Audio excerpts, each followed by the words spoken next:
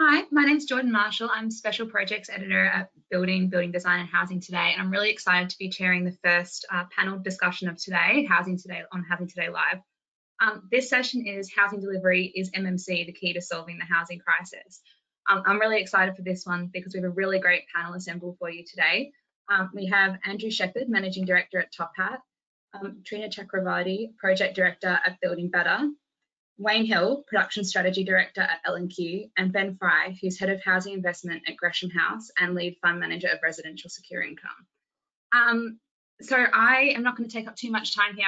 I'm just going to start off by saying we really want to hear from you, the audience, so please send through your questions at any time and we'll try and cover off as many of them as we can. Also, because this always comes through in the questions, this session will be available on demand afterwards, still free via the same link you've joined today. So if you want to rewatch any of it, if you want to catch up, you want to share it with a colleague, that's completely fine. It's just via the same link, and it will be within about an hour of it wrapping up that it will be available on demand. So I think that's probably enough for me to kick things off. So I'm going to hand over to Andrew to start us off. Thanks, Jordan. Morning, everyone. So by way of a quick introduction, I'm Andrew Shepherd, as Jordan said, Managing Director at Top Hat. And Top Hat are a modular housing contractor. We have a factory in the Midlands where we build ultra-sustainable, low-carbon homes. So thank you very much. We sit here today and we are facing a perfect storm in the housing market. We've got inflation running at about 7%. Inevitably, this will see interest rates rise. We have a cost of living crisis. We have energy bills doubling, possibly trebling this year. We have a labour shortage, and we have climate change hitting and impacting on our homes on a daily basis. These are real challenges that face us on a day-to-day basis and will only get worse over the next 12 months. The backdrop to this is a housing market that is undersupplying year on year, and huge amounts of pent-up demand for new homes. And it's inevitable that we need to build more homes, but we don't have the right resources in place to do it. So we have a need, we have a demand for a new way to deliver housing.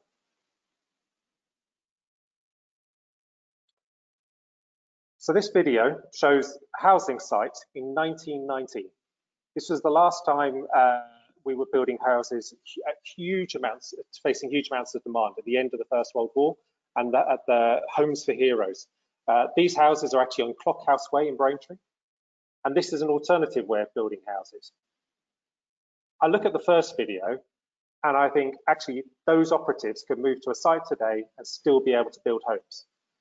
And ask yourself, which house do people want to live in? Is it typically a modern brand new house, or is it a 1930s house? Is it a 1940s house? Is it a Victorian home? I think it's really important to ask the question, what type of houses do we want to live in? Are they the houses that we're building? When you start to look at some of the issues that we face as an industry, if I compare 1919 and 2019 and where the industry has moved forward, what the challenges we're facing are increased wages, increased house costs, but actually a huge reduction in productivity. It's taking so many more days to build the average house than we were only 25, 30 years away. And we're probably the only industry where housing delivery's got worse and productivity has got worse. We also need to talk about carbon, but we need to talk about carbon in a whole life carbon way, not just about operational carbon. As the grid starts to decarbonize, as we move to a nuclear future, a wind future, and a PV powered electricity grid, actually the carbon in operation of our homes will get less and less and less. But what will become even more important is the actual carbon used in construction. Evidence produced by RICS, ARIP and BRE suggests 51% of the carbon in a home is emitted during the first year of its life when it's being built. The remaining 49% is over the next 60 years. And yet most of the focus seems to be on the remaining 49 years, which inevitably will get better. So what do we do differently? So here at Top Hat, we actually look at the embodied carbon, and our embodied carbon is less than 1/27th of the embodied carbon of a traditionally built house. We do this through using intelligent materials and new innovative materials. So for example, we use timber to build all of our homes. We also have developed a 3D printed brick product, which has about 5 to 10% of the embodied carbon of a traditional brick product.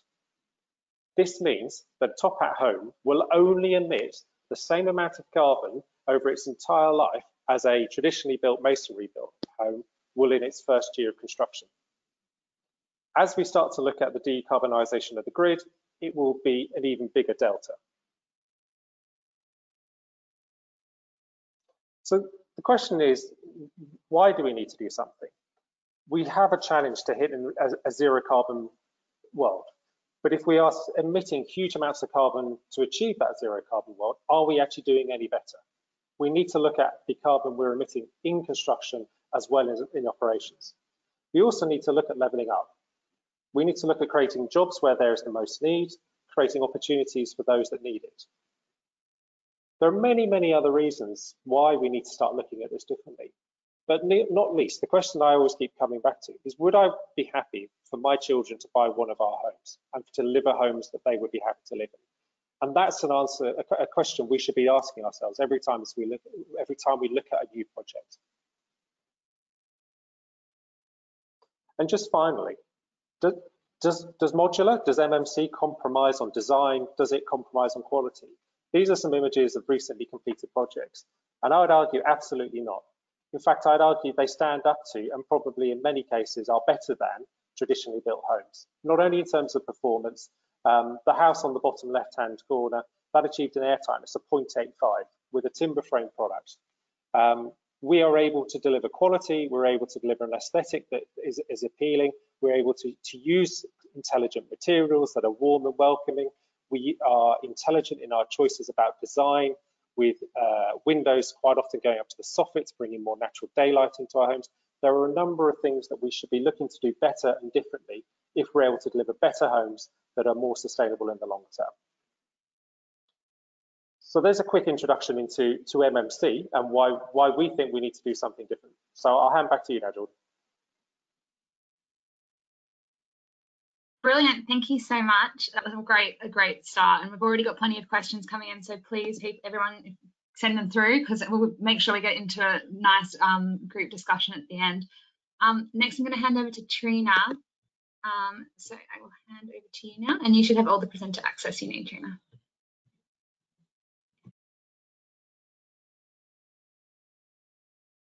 Can you hear me okay, Jordan? Is that right? Yeah, perfect.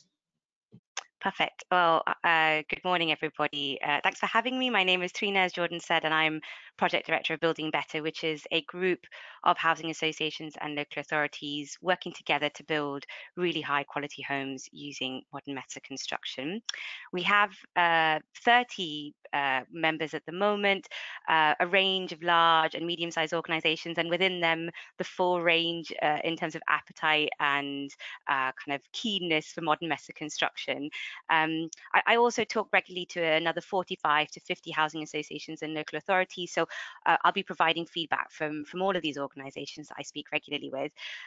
We set up our first procurement route in July last year with 3 manufacturing partners, and that's for category 1 or volumetric or modular providers, and we'll launch our second one for category 2 or panelised MMC providers in a couple of months' time.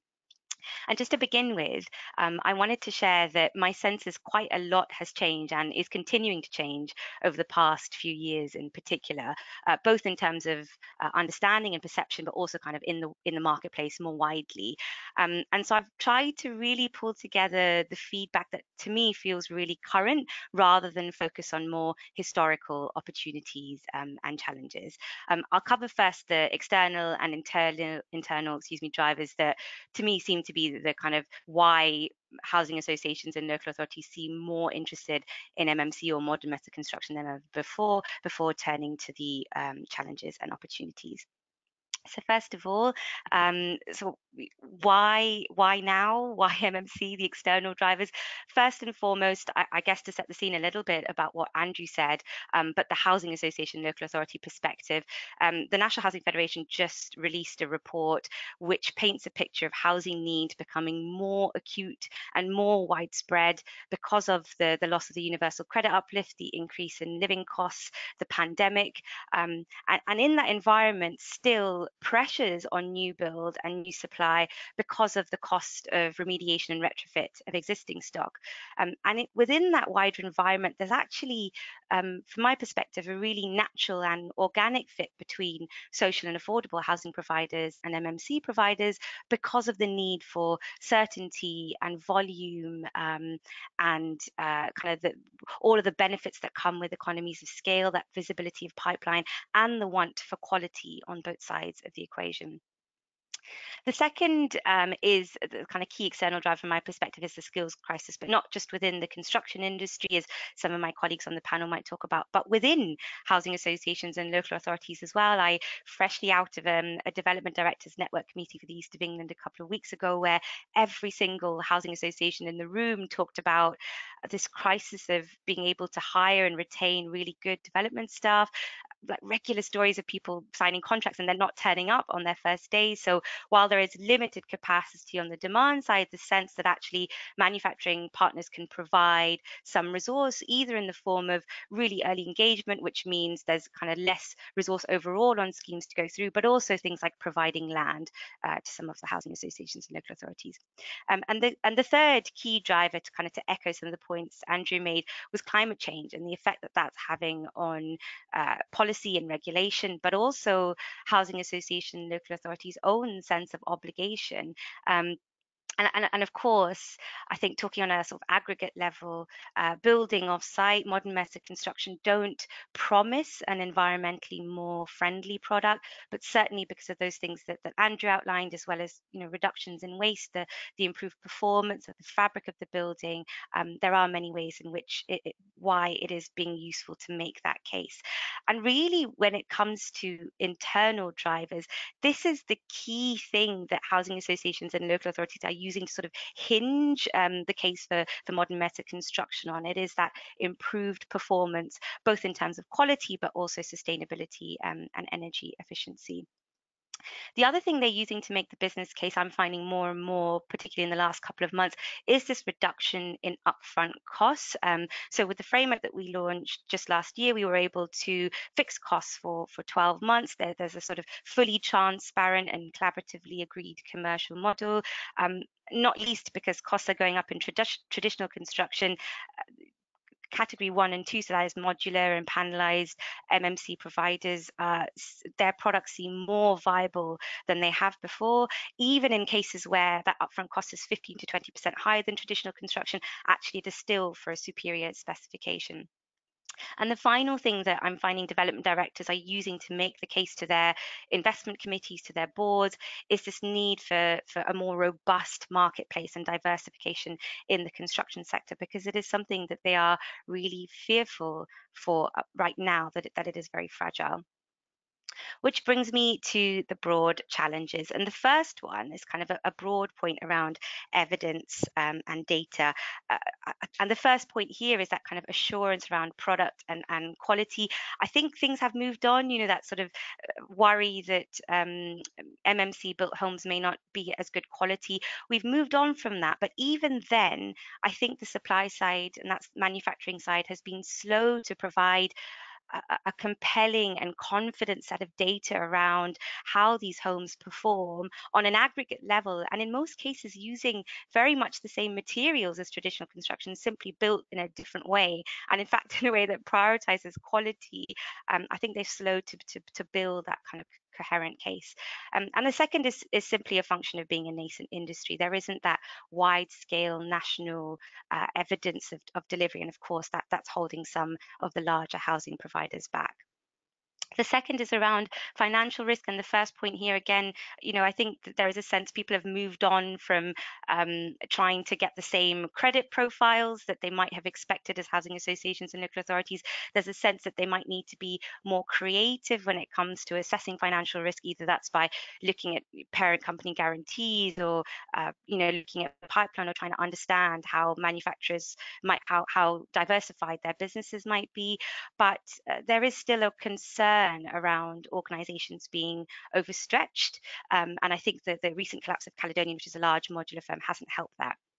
I think a related point is around narrative and perception. Maybe there have been the press and the media, there are lots of stories about large investments, large losses, and maybe some misconceptions as well. I'm not sure around capacity. So I think there's a broad point there around sort of perception, brand, maybe a narrative. And then the final thing is around sort of delivery and understanding and complexity. Again, I think people understand a lot more about the different forms of modern meta construction and the opportunity there. But if you put yourself in the shoes of a new business manager or head of delivery, it is still quite difficult to work out what kind of system, what kind of category is right for your particular scheme and your geography. And there's a sense as well from the members that I talk to that you either need to be an expert, which of course, you know, has an impact on your time and your resource because you have to visit factories and meet new entrants in the market, or you completely outsource that expertise, which means that understanding and that knowledge doesn't stay in the business or come back into the business. And that's something I hope will change as the industry matures, but I'm not 100% sure that it will. And my final point before I turn into opportunities is what I see is a gap in the market between what in the main housing associations and local authorities are wanting, which is for manufacturers to act as principal contractor, where they take on the role of doing the groundworks and taking on the risk essentially, and where understandably many manufacturers are at, which is they really only want to provide their product. That's what they do well. And so there's a bit of a gap there in the market where we will see how that kind of works out in the next couple of years, but also then the role for other third parties like other volume house builders and principal contractors, where housing associations and local authorities want to take on less risk and have fewer parties involved contractually than more. And that brings me to my final slide around opportunities. And I think the main thing here for me is that there is an opportunity for housing associations and local authorities to have greater ownership and agency in a system which is broken and simply cannot deliver the numbers that are needed at the moment. Manufacturing partners, both category 1, category 2, and more widely, they provide an opportunity to cut through the layers of contracting and subcontracting, create a different environment rather than combative relationships focused on upfront costs, and do so with a completely different workforce, which ultimately all of those things impact on one critical outcome, which is quality and improving that quality. I think there is the opportunity for truly collaborative relationships focused on the long term. And finally, a study was just released by the Cambridge Centre for Housing and Planning Research, which finds that manufacturers are more customer orientated and focused than many volume house builders and private developers have been in the past. And for me, this presents an opportunity for housing associations and local authorities to have a different culture and relationship with the people that live in their homes, residents and customers, one that prioritizes not just quality and energy efficiency, but is genuinely trying to understand how people feel about the homes that they live in, how happy they are, and how much pride they have in their homes and their communities. So I'll stop there. Hand back to you, Jordan. Brilliant. Thank you so much, Trina. That was so informative. A really great one. I will just flag now, because I've already had it come in 3 times. Yes, this will be available recorded. It's being recorded as we speak. It will be available within about 60 minutes via the same link you've joined now, and it's free. So share it around by all means. Wayne, I will pull up your slides now and hand over to you. Thank you very much. So for everyone who's attended, my name is Wayne Hill. I'm the Production Strategy Director for L&Q, and my main, amongst other responsibilities, is to help us with our transition from traditional construction through to using comprehensive MMC throughout all of our developments. I'd like to actually also thank Andrew and Trina for going through the case, and actually the organisers, because it's a brilliant segue, having now made the case for why a client such as L&Q is a social landlord. We build our own homes, but we maintain a large asset as well. Why we would need MMC. Hopefully my presentation can give a little bit of insight there as to how clients like us are then maybe taking those steps and how we're managing that particular strategy and that journey as well. If we actually go through to probably the slides I put in actually are more for illustration, and I'll just talk through our journey a little bit rather than using them slide by slide. So if we pause there, that's probably a good one. So we started our journey around about the fall of 2017. And what we as a as a client were looking to do was, how do we safely and sensibly navigate ourselves through to using MMC throughout our whole new build portfolio.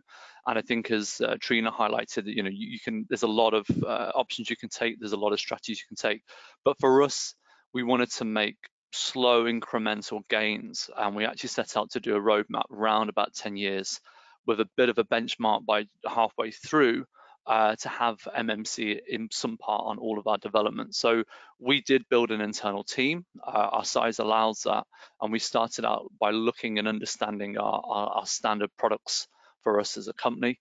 So on the further left, it was looking at more very smaller kind of pod type systems for our urban developments. In our suburban, we could make a larger investment going for whole houses at a time, because that market was a bit more mature. We had some more certainty. From that stage on, we could then implement that into starting to develop our own prototypes, which will then go on to feed our own frameworks. And then again, using later into the higher percentages of PMV, as you can see on the bottom, we can then progress that more into panelized systems, category 2, looking towards whole house build or 3D panelized moving into years 7 to 10. And so where are we now with the journey? Well, it's 2022. We have started to obviously develop and implement some of this into our homes and onto our sites. So we go on to the next slide. You'll see, so we developed our first prototypes. We've done some very advanced testings on these, and these reflect what we as a customer use across, you know, a large amount of our portfolio, etc. And if we go on to the next slide, within our house building as well, we've now been able to develop our first range, our draft range of house types, and we've been able to implement a category 2 advanced timber panelized system for these, and this is now being used across all of our sites. So in terms of the journey, we're now, as we sit, we're heading towards about 25% PMV, percentage of basic, roughly percentage of off-site used on our sites, 25% in our urban developments, and nearer to 50-55% now in our house building. And we've managed that, we've done that from probably a benchmark of, you know, 0 to 10% only in 2017-18. So in a very short space of time, we've been able to implement a large amount of MMC, and that will now increase concurrently as we go through each year, hitting certain gateways. The next range of slides actually I wanted to show is just a little bit of visibility of another area that we as a client are looking to aid in this sector, which is a little bit of sector leadership. We took part, if we go on to the next slide, we took part in a 3-year research project, ourselves, Stuart Milne Group, the Forster Group, Barratt Homes, funded by Innovate UK, one of their particular initiatives for acceleration of technology and new methods within the construction sector. We've had some industry backers, we've had some universities as well involved.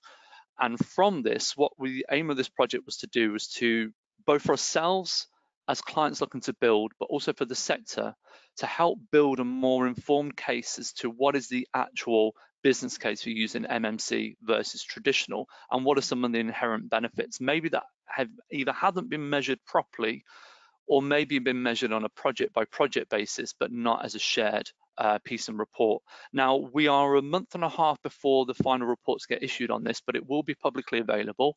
And what I wanted to share on the next couple of slides is just a little bit of information as to some of the indicators of what we've learned from this 3-year project. So the first thing we did, and an area we were involved in, is across the different key partners there, we've probably developed about 6 or 5 benchmark types of different combinations of MMC to have a look at the intrinsic, everything from time, cost, you know, social value, etc.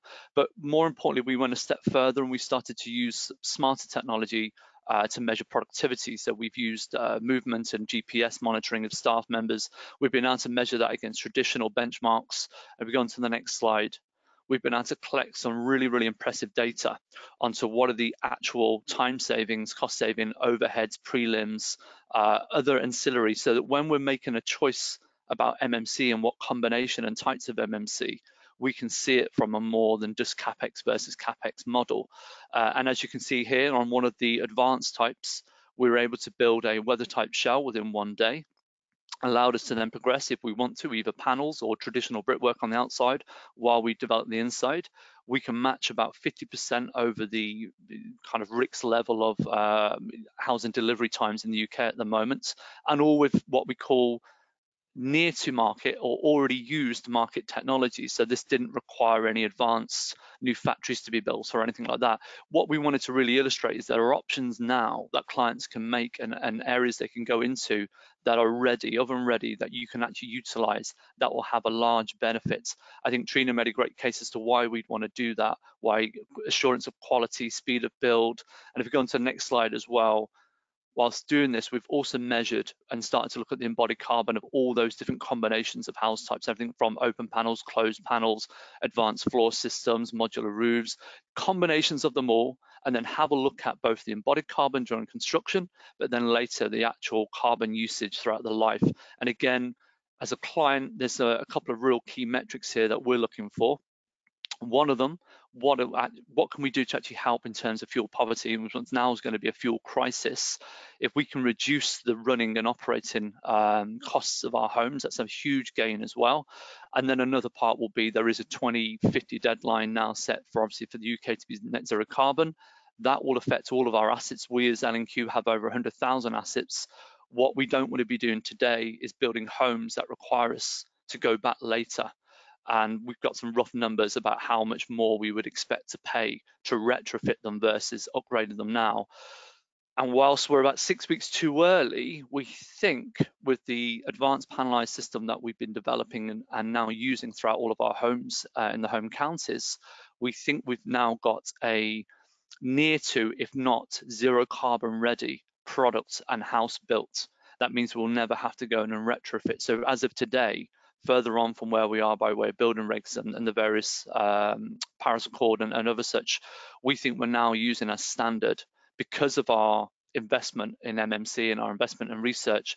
We think we now have a cost viable solution today that will enable us to not need to go in and retrofit and hugely reduce the bills and running costs of the homes. So that's been an incredible success for us, and the works from it we will continue to now recycle, and the learning go back into our portfolio of standard homes and products that we're looking to develop. And I think that's probably the surmise of all of my slides. I think that's probably caps us off. So it was just to give everyone a quick bit of visibility as to where clients might be heading, other clients where they might need to look or can possibly look, but also to give a bit of assurance about that journey, that the benefits, the intrinsic benefits of MMC are now tested, and we can now illustrate those to others as well. Thank you. Brilliant. Sorry, brilliant. Thanks so much for that, Wayne. That was a really, really insightful look from a client side, so that's really great. Ben, I will hand over to you to wrap up the presentations, and then we'll get into the Q&A. We've had plenty of questions coming in, so please keep them firing. We'll try and cover up as many as possible. Thanks very much, Jordan, and good morning, everyone. Apologies, I don't have a presentation myself, so I'll just be talking through rather than sharing something on the screen. So I'm Ben Fryer, I head up the housing investment team at Gresham House. We're a London-listed fund manager, about 6.5 billion of assets under management focused on sustainability, so forestry, renewables, battery storage, and affordable housing. And within that, we've invested over the past 5 years 700 million into 5,000 new homes across shared ownership, retirement, and affordable build to rent, and that's including across a spectrum of MMC, including volumetric and panelized solutions. So kind of wanted to give my flavour of thoughts about what we like about MMC and kind of things to consider from a kind of long-term investment point of view, because we're very much investing in the homes we deliver for the next 50, 100 years. So what do we like about MMC, and why have we been including it in our delivery methods? So firstly, it's about speed of delivery. Clearly a big benefit, I think everyone realizes. Next is the fact that the construction industry as a whole is at capacity, whilst clearly we've got that need to deliver at least an extra 50 to 100,000 homes a year to make a material impact in terms of the overall affordability of housing across the country. And that's something that MMC can help help to solve by bringing in kind of new methods and new people basically to work in the industry. Next, it's about kind of flexibility. So for us, it's helped us deliver net operating zero carbon homes that we're delivering today, including a no bills homes, or some no bills homes we're delivering in Essex at the moment with Ilka and Octopus Energy, which means the customers themselves don't have to ever worry about energy bills, which is a real kind of step change that we think the industry as a whole will move to over time. We've been delighted to work with partners to deliver that. Things that we have to consider about kind of MMC and when we're investing, and we urge kind of others to, as well as our delivery partners. First of all, it's about kind of the fact that it is a new product for customers, and we do need to bring them along on our journey. So I'm talking about the end residents here. One great way to do that is through delivering a great product, and in particularly making the snagging process as good and efficient for people as possible, to ensure you get those kind of top star ratings, and that it creates that kind of market view that it is a really high quality product. Next, it's about mortgageability. So this for us is a kind of no-go for if it's not in place for any MMC products. The industry, I think, particularly some of the larger developers, have moved a really long way here in terms of establishing that over the last few years. Third point is about standardization of net zero solutions. This is something at the moment that is expensive for us to implement, and that means it's difficult to implement on every home we deliver. But the way the cost of that is going to come down, and that is then going to be delivered across all new homes, is through standardization and driving down those costs. I think that's something that MMC can really help us with. Kind of fourth point about kind of things to consider is we generally like to deal with kind of one counterparty when we're working with people. So for us, it's been kind of a delight that the industry now is moving towards more kind of package deals, rather than us needing to piece together lots of different contractors, which obviously takes a lot more of resources and cost from our team. Then a real kind of big thing that we think about a lot is about absorption rates on sites, and how we can work with our MMC partners to ensure flexibility in terms of that delivery. For example, over the last 12 months, we've wanted homes to be delivered much quicker than the factories have allowed, and conversely, I'm sure there'll be a time in the next 2 years where we'd like that to be smaller. Right now, it's generally kind of fixed delivery rates that we receive. Doesn't quite have that flexibility that you have with the kind of large scale listed house builders, who are able to kind of turn down the tap very quickly. So that's something, we'd love the industry to be able to work with us to deliver. Next it's about looking at, okay, the carbon, the carbon that goes into delivering those homes, and is that best minimized through kind of single fixed factories, or through a more kind of regional presence of kind of smaller micro factories, similar to what you're seeing in battery powered cars at the moment. Particularly some of the new entrants there is quite an interesting model. And then kind of the final piece really is about that flexibility of design, and ensuring still, whilst we're delivering kind of potentially volumetric homes, we're still able to deliver something that looks different and feels individual to the site, and kind of fits into that site.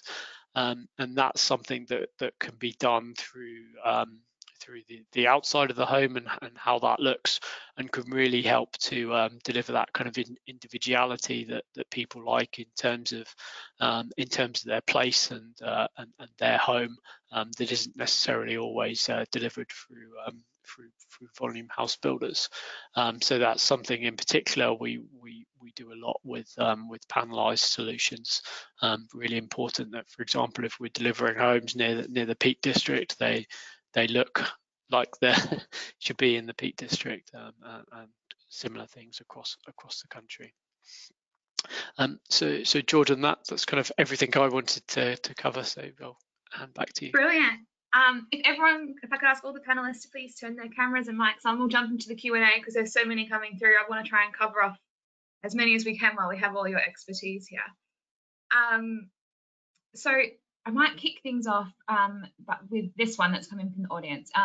MMC is relatively new and new equals risky. How do we get over the perceived risk in buying MMC housing, especially for new / smaller manufacturers in this market? Does anyone have any thoughts on this one? Go ahead, Andrew. I'll make a start for that one. So it's interesting that it's considered to be new, because one thing it certainly isn't is new.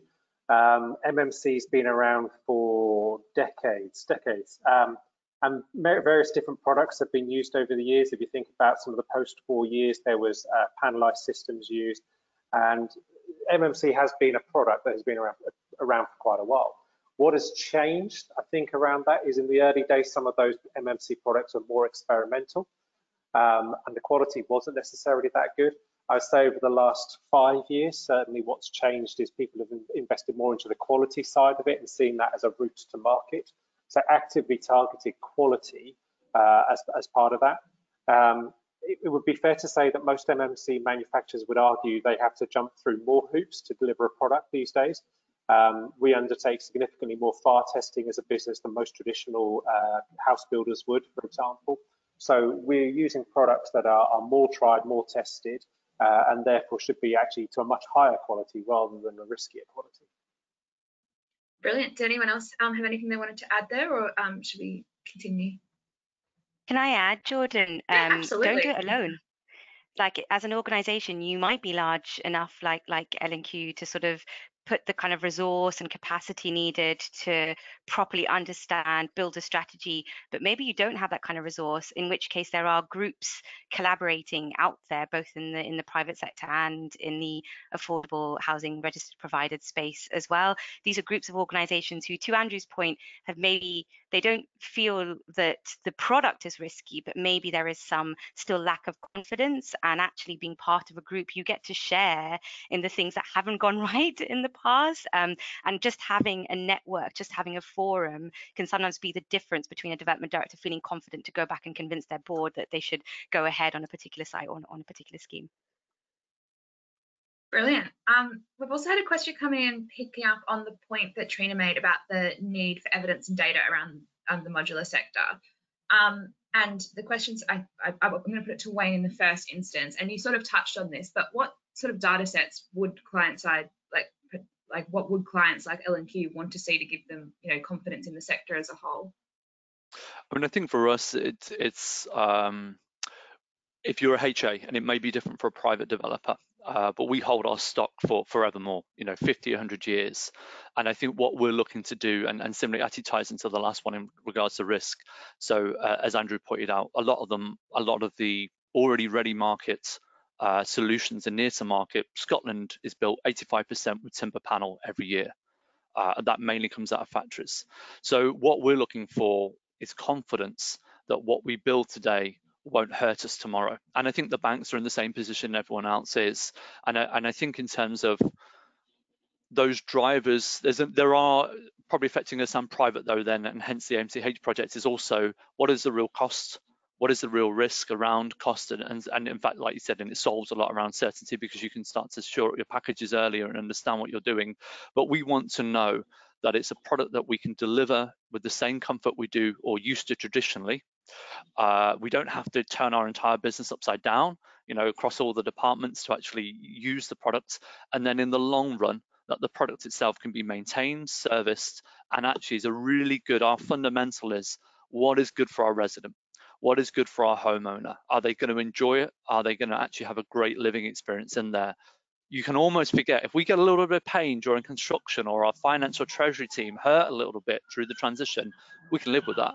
But what we don't want is we don't want any of our residents or any of our homeowners actually suffering as a result of us making this shift. So a huge part of what we did was about eliminating any of our particular risks around those things that Andrew and Trina talked about, around quality and around certainty of what we're getting. Absolutely. Did anyone else want to pick up on that point or add anything there? No? Okay. So we've had another question about how this MMC discussion is often focused on family homes, and what's some of the thinking about using them to sort of multi-residency dwell at like residential projects. Anyone keen to jump in? Yeah, I'll go on, Ben. No, I was just going to say, from our side, that kind of builds on what Wayne was just talking about, and that when you're looking at holding homes for the long term, you need to look at that kind of long term 50-year kind of what's the cost of this going to be to continue to run. That's a lot simpler to do on single family than it is on multifamily, particularly when you're looking at kind of high rise, kind of plus 10 meters. And that's why, from our point of view, we've started on single family, just really that simplicity, and to get to understand the product and to know the costing of it and know how reliable our forecasts are going forwards before we're able to look at the kind of more complicated builds. No, definitely. Andrew, did you want to add something there? Yeah, we are actually delivering both as an organisation. So we will look at both houses and apartments, and there's huge similarities between the two. One of the key things I think actually that we've all sort of talked about, which I think is really important when we look at MMC, one of the differences between manufacturing and construction on a site is actual real continuous improvement.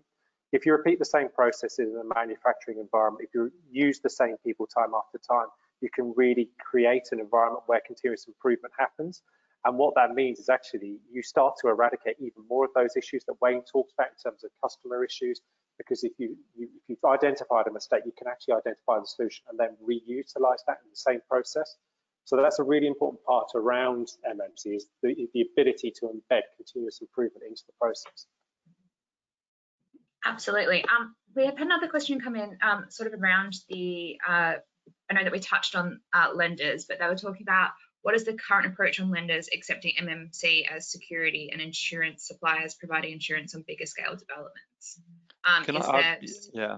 I wouldn't mind picking up on that. That was actually, I was actually going to say I might take it. So one of the challenges we've had from the HA sector, and again different to the private. So we know a lot of work was done in around assurance, warranty, mortgage, etc., and HPC for the MMC. What's quite interesting from our perspective, it doesn't affect all HAs, it depends on your size. Securitization is actually a hurdle for us right now.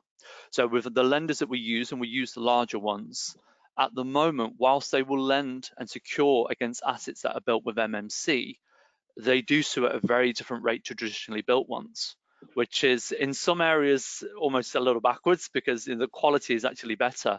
So one of our big hurdles at the moment is that, I think it shows you on our roadmap, where we would like to go, we've slightly overshot. And we now need to wait for our banks and our lenders to catch up, because if we have now some limits, percentage limits on how much of our asset portfolio can have MMC within it. And then the further part to that is there is some categories, if not all categories of MMC, which they recognize as not being as secure as traditional. And that means if we build with them, we will actually get a penalty when it comes to then securing finance against those assets. So for a business like ours, where we do leverage our fixed assets to actually run the business, that's a major hurdle for us. And we're at a point now where we almost have to sign off each new technology with the board one at a time, because actually we're doing so at risk, because we haven't got the confidence at the moment that the banks and the lenders will allow our treasury team to secure against those assets at the same rate as traditionally built. That actually is a huge hurdle, and it's something we're trying to work at the moment with government to try and unlock, because it's a hurdle for us today. We think it's going to be a hurdle for everyone tomorrow, because we are slightly ahead of some of our peers. Our problems today will be a problem for everyone, we think, later down the line. But I'd be interested to hear Trina and Andrew's take on that as well, and their experiences. I just echo some of what you said there, Wayne, with what I'm hearing from members as well. There's a general sense that things are moving in the right direction, but frustration that it's taking so long. So from my understanding, from a valuation perspective, there's now been agreement from the key values around the certain criteria that they will look on and then send on to the lenders in terms of being confident that these homes will stand the test of time. In terms of like sort of the aggregate level where lenders are at, I've been told that 4 of the main high street lenders have now got MMC policies in place or have a plan to have an MMC policy in place, but when they're asked about schemes that they've reviewed, there's still not a lot of information, and the argument is that housing associations haven't approached us, which I'm not sure is true. So it feels a bit opaque, to be honest. Having said that, I know that there is one case study that has just been released between Green Square Accord and the Housing Finance Corporation, and it does have some of those limitations that Wayne mentioned there. So it's not an ideal scenario, I guess you could say, but at least it is positive movement, and they have published on their website. I can find the link and send it to you, Jordan, if attendees are interested. But there's a full case study around kind of how they made the decisions and exactly the sort of funding criteria, etc. To sort of move that on into the private sale market. So we've recently delivered a scheme which was about 95 homes that all private for sale, and we had 13 different mortgage providers, and no one had any issue from a mortgage perspective there. I think the mortgage market's very comfortable with it. I think actually consumers are very comfortable with it. We had another scheme that recently launched, and I mean, astonishingly, the developer put 50 homes on the market and sold all of them in a day. So there's no pushback from customers, certainly on a B2C type basis. Brilliant. We've had a question come in asking if there's any markets or examples outside of the UK that you think we should be like looking at and aspiring to emulate in the UK market. Yeah, I'll sort of just give an initial answer on that. I think there's loads of really good examples, and I spend a lot of time trawling through archives to see who's done what in the past and where. I mean, one of the best examples of some really early MMC was some work that Frank Lloyd Wright did in the US. He's got more drawings for MMC type houses than any other product he ever delivered. And actually it was something he really drove, was really high quality design for the masses. And I think there's something that as an industry and as a collective that we should be thinking about here in the UK. There's also a sort of a much higher acceptance in the Japanese market, but it's a very different housing market. And again, you'll see it in Central Europe, in Germany and Poland. Again, the MMC is well understood and well adopted there as well. Brilliant. Does anyone else have any other areas they'd like to add? Well, I was going to say, I think certainly from our understanding of the MMC problem, as it were, we've looked at obviously some of the other international models, and one of the challenges in some of them in the Scandinavian model and the Japanese model was that they have a very different planning system. And going back to Ben's point about actually the vernacular of an area. So in Scandinavia, that's not so important. You can lift the same house and put it in all over Sweden, and it's not an issue. Whereas we have quite a complex with a lot of local engagement and challenges in that area. So our product needs to be a bit more flexible in terms of its ability to disguise itself into different regions. And in that regard, closer to home, probably my favorite one is Scotland. I did say earlier that we didn't really think about it, but they've been using timber panel, factory timber panel, for over a decade now, and 85% every year on year. All of their what they call traditional, we would call MMC. They now build as standard pretty much wholesale. They don't build brick and block. They do panelize through 85% of all their new build stock. It's so close to us. Obviously, it's part of the UK. I don't think they quite give themselves the credit that they deserve, but they're really far ahead of where we are maybe in England, and I know Wales is now making some gains in that area as well. And so it's an interesting one. They've actually, in terms of a product that adds efficiency but doesn't compromise and gets through the planning system, an MMC approach, Scotland probably nailed it about 10 years ago. So I think close to home, I've always we keep a lot of contact there because there's a lot of lessons to be learned there as to how they manage that. Brilliant. Jordan, can I add one sort of tangential but hopefully still interesting and relevant? I recently heard a chief executive of a manufacturing provider say maybe we could also learn lessons from other sectors in the country. So, for example, wind energy, where there was a huge investment where actually energy production from that sector was really tiny, but because there was an understanding that the industry was nascent and actually there needed to be substantial confidence and investment at that early stage to be able to get to a point where you have the equivalent of offset production in Sweden, for example, where it's 75% or the statistic that was just used. So maybe it's also useful for us to think about or have in our minds other sectors in this country that have had that kind of support and confidence. No, I think that's completely such a great point. There's always lessons to be taken from other areas, isn't there? With automation and that sort of thing as well, and automotive industries.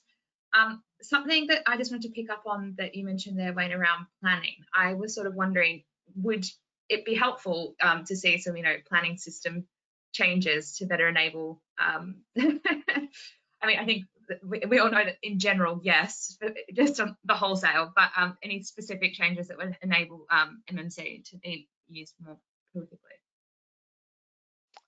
I wouldn't mind taking a bit of it. So when looking at the problem, we're trying to deal with a solution that works for the now, because there's a lot of MMC which would be brilliant, and we just know it won't land.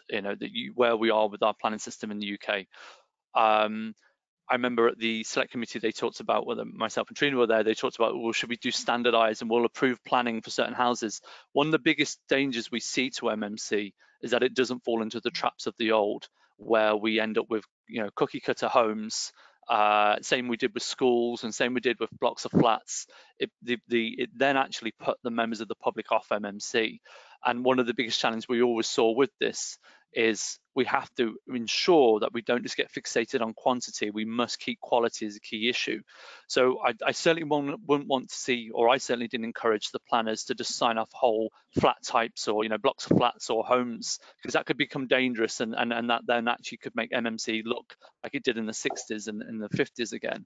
I think the one thing we did, and I've been at a few roundtables with heads of planning, etc., and government level, is that what we do need them to stop doing at a planning level is maybe starting to get involved in tweaking. So if you're using offsite, the enemy is change, and we can have some really good planning areas where it's just looking at the core values, the master plan, the sizing. But when we start to see interference on that door would be better if it was a bit wider, or we'd like to see that window moved over, that is a nightmare for us and MMC, because you're already in production in the factory. You've had it signed off at planning level. So that for us has been the main one. And I think just in a general lift up of skills, education and knowledge about fundamentals about MMC works on manufacturing principles, design freezes, early freezes. Because as an industry, we've always worked off reinventing the wheel. We can tweak, every home is different, every room is designed from scratch. It's given all stakeholders, clients as well as planners and others, the license to always change the home up until 3 months before someone's going to move in. Planners, along with everyone, need to move away from that mindset, and we need to have better discipline in actually freezing what we're doing earlier on. I don't know if anyone else had similar experiences there. I feel like Andrew might have something to add here. I would just echo Wayne's comment. I think there is an obligation back on the industry, though, to become more adaptable and more flexible. As a business, we're very focused on customization of homes, being able to offer those variants, developing new products, using technology. Actually, what's really important is not changing the standard details. If you change the wall build up, that's difficult. If you want to move a window, you want to move a door, actually that's less of an issue. We've got tools out there such as parametric design that can be used to actually allow us and enable us to do these kind of changes. So I think we need to embrace the technology and occasionally learn to say yes to planners. Not all the time, but just occasionally. Did anyone else have any thoughts on planning? No, cool. We have a question coming in around procurement issues around MMC, particularly around value for money and supporting the MMC cash flow position. Is there something that would it be helpful that could help promote in a procurement sense? I can maybe provide a couple of thoughts because we've very recently been through this process and embarking on another one shortly. Know what you're trying to get out of the procurement process would be my number one thing. I think we engaged in quite a lengthy but rewarding process of speaking with manufacturers and just testing some of the things we wanted to do. So this idea for a transparent commercial model with fixed pricing, that came about because we identified a need from the Housing Association and Local Authority side. We checked with manufacturers if it was possible and how we could build a model that would work for them. So I guess figure out what you want to get out of the procurement exercise. This focus on quality versus cost, people talk about it a lot. Like how do you do procurement in a way that doesn't mean the provider with the lowest cost comes out on top, particularly because it's quite difficult to compare like for like within some of the manufacturing categories. So for example, category 1, it is easier to compare on some levels. When it comes to category 2, the huge variation in types means you're not comparing like for like. So just, I guess, first of all, my first thing would be clear on what you want to get out. If it is quality, then you need to design a procurement process that supports that, whether that's in the ratio of questions and the scoring of things. Make sure that you're talking to the parties that you want to genuinely have a partnership with, rather than just thinking of them as another supplier. And that's the point I made around the opportunity for collaboration. I think for this to really work, we do have to think about different kinds of relationships rather than historically the very combative ones we've had as well. I'm sure there are other points, but those are the two that are top of mind. Absolutely. Did anyone else have any thoughts there? Brill, I think that probably covers it off from Trina. We have had a question here asking for a little bit of future gazing from you all. What sort of percentage of new homes do you believe will be MMC built 5 years from now? Anyone want to take a stab? I'll throw a first view on that. So look, we're building 150 to 200,000 homes a year, and we need to get up to 250,000, 300,000. We're not producing any more bricklayers, and as much as you ask the bricklayer to work a bit more quickly, he's not. So we need to look at MMC for bridging the gap. It's not going to happen overnight. Over the next 5 years, I suspect the capacity in the market will increase by 20, 25,000 homes per, up to 25, 30,000 homes a year, if not maybe more. So over the next 5 years, I would suggest maybe 25, 30, 40,000 homes a year using sort of full. But even within those that are being built today, there's probably a good 20, 25% that are using open panel, timber, SIPs, and various different types of products. So there's a wider range of MMC currently being used, and that's only increasing. Absolutely. Anybody else? Yeah, I'm gonna be brave. Obviously, we worked alongside Barrett on MCH, so we've got a little bit of visibility from the private sector. We know a lot of them now investing in their own factories or going in higher percentages. I'm going to use that sort of benchmark. Let's say, like I said, Scotland's a bit of an outlier, so let's have a look at the UK as a whole. If we were at the moment, and I don't think the numbers support that, but if we were at say 10-15% across the UK right now, and we take Scotland to get us up to that 15% overall, I think I'd be hopeful that in 5 years we can get to about 25%. And that might not seem big numbers, but one of the things we always talked about in our business and conversations with our board as well is that you're just trying to solve the problem once, like for the whole of the UK. This whole thing that needs to be done overnight is quite a dangerous chain of thought, because it's what caused us to have false starts with offsite in the past. If we could get to 25% in 5 years and then 35% another, you in a lifetime you'd be 100%. So it's not actually a bad marker. If we could in 5 years be up to 25% for new homes built, that would be a fantastic achievement. Absolutely. Ben, did you want to take a stab? Yeah, I mean, I'd support both what kind of Wayne and Andrew have said there, that we can't go too quickly, but also to get that increase in terms of overall housing delivery, it does almost entirely have to come from MMC type delivery. Is the number of homes we deliver going to increase that rapidly? I'm not quite so sure. So I think it may come more from existing supply rather than increasing delivery. But yeah, what does that mean in numbers? I think kind of, yeah, that 25-30% number is probably about right for 5 years' time. And Trina?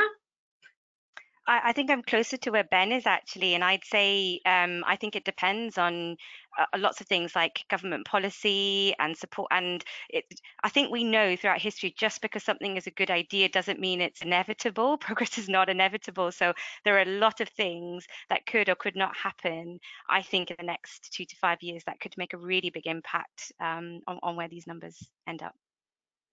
Brilliant. Well, I'm actually going to have to wrap up now, even though we still have plenty of questions in the list. There are some that are for people in particular, so I'll make sure they get passed on to the appropriate person. And I'd just love to say thank you to you all so much for your time. It's been such an informative discussion for me and for our audience, clearly, who are very engaged. So thank you to our panelists. I'd also just like to say thank you to Rockall, who sponsored today, which enabled us to have this great session. So big thanks to them. I'd also just like to flag we have another session as part of Housing Today Live at 2 o'clock. It's all about decarbonisation. So that's definitely worth a look as well for anyone.